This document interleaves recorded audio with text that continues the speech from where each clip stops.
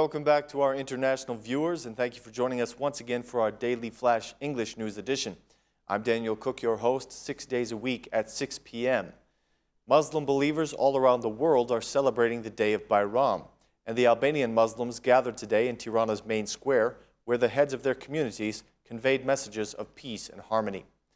Bayram, or Eid al-Fitr, is a day for commemorating a sacrifice that was made to the Prophet Ibrahim, and on this day, believers in the Muslim faith sacrifice an animal.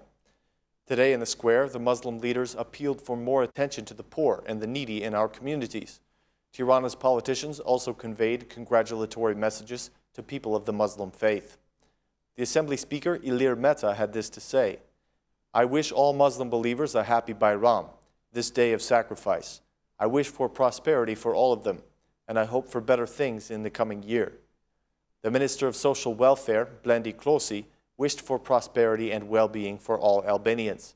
He expressed pride that the Albanian Muslims are far removed from extremism. Mayor Veliaj also wished the Albanians prosperity and well-being and encouraged the wealthy to donate to the poor on this day. President Nishani expressed his best wishes, and Prime Minister Rama and Democratic Chairman Basha each conveyed their messages through the social networks.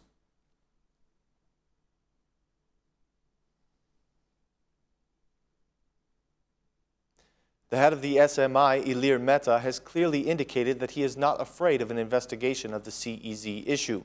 Mr. Meta supported a proposal made by the former Prime Minister Salih Berisha asking for an international investigation into whether Meta was involved in corruption.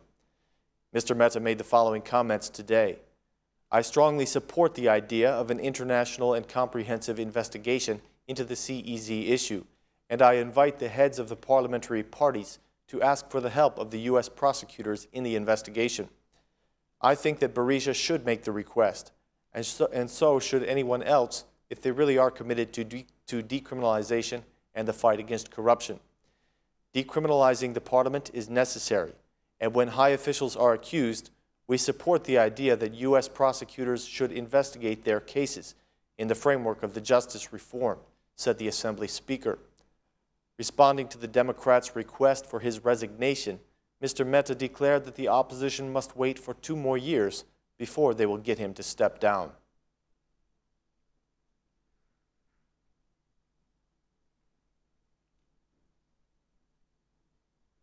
It seems that consensus between the parties on the decriminalization process is still far away.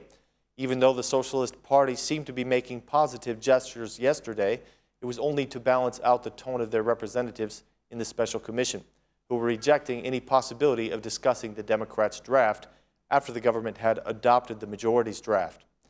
After the government adopted its own draft, representatives of the majority implied that the bill will be the final law on decriminalization. Yesterday, the head of the commission, Awerd Bulukbashi, maintained that the opposition will not withdraw from at least 2 points of their draft: fingerprinting and drug testing. Meanwhile, the SMI has been consistently outspoken in favor of reaching consensus. They rejected the constitutional changes that were included in the socialist draft and asked for a discussion of the democratic draft with the goal of finding common ground. The SMI leader, Ilir Meta, declared that if the parties do not reach consensus, they will enlist the help of the Venice Commission. The Democrats were not fully in agreement with this, as they think that the Venice Commission should make suggestions but not have actual decision-making power. With the current turmoil, it seems unlikely that consensus will be reached in the near future.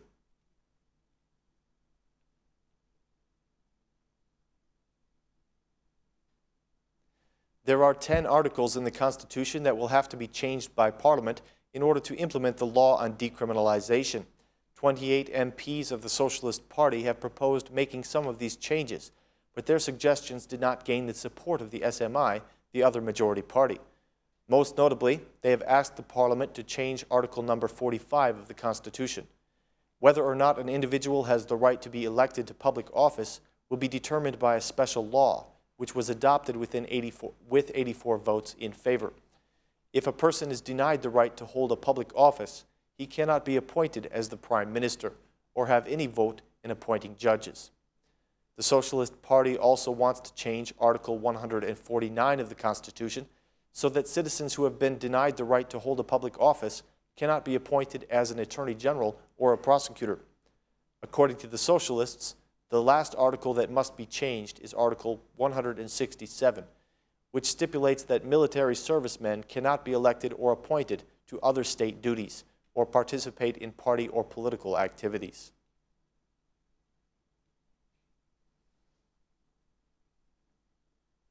The law on tax procedures that was adopted yesterday in Parliament includes several procedural changes and increases the severity of fines in cases of violations. The new law provides that if a business changes its address and fails to report it to the National Registration Center or the tax directory, it will be fined 500,000 lek. The second change obliges wholesale traders to issue sales receipts for goods that they sell to small businesses. Additionally, the law will allow the tax administration to confiscate up to 50% of the daily turnover of any business that owes money to the tax directorate, until such time as the debt is fully recovered. The fine for having unregistered employees is 500,000 lek, and the same fine will be given if the business owner has not declared the true salary of the employee.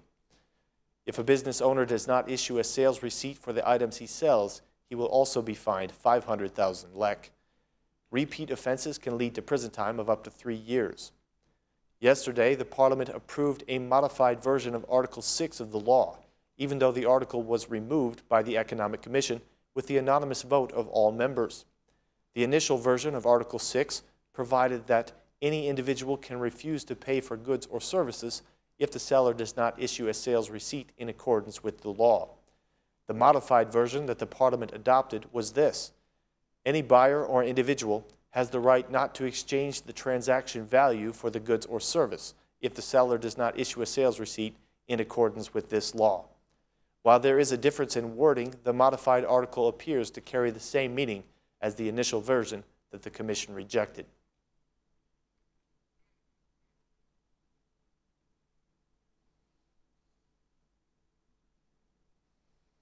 Ladies and gentlemen, that concludes our news for this evening. We thank you very much for choosing Aura News as your source for English updates. Thanks for tuning in, and see you tomorrow.